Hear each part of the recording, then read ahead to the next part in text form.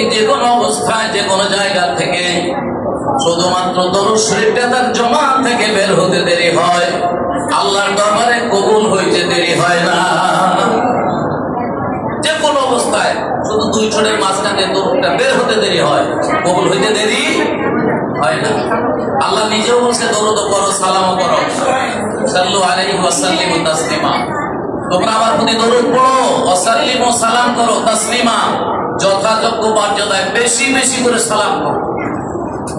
এখন আমার দেশের একদল আছে তারা সালাম করেই না, তারা বলে আমরা একসাথে করি না, আলাদা ভাবে করি। অথচ আল্লাহ বলছে দরুদ পড়ো, সালামও করো, সালামের গুরুত্ব বেশি, দুইবার করে সালাম করতে বলছে। দরুদ পড়লে কি হবে? নবীজি বলছে সওয়াব পাইবা। দরুদ পড়লে সওয়াব পাইবা। সালাম করলে কি হবে? নবীজি বলছে সালাম করলে জবাব পাইবা। সুবহানাল্লাহ বলবেন না? দরুদ পড়লে সওয়াব পাইবেন, আর সালাম করলে জবাব পাইবেন। দরুদ পড়লে উজরাত পাইবেন, ভালোবাসা পাইবেন, আর সালাত ও সালাম করলে কুরবত পাইবেন, নবীজির ভালোবাসা নৈকট্য লাভ।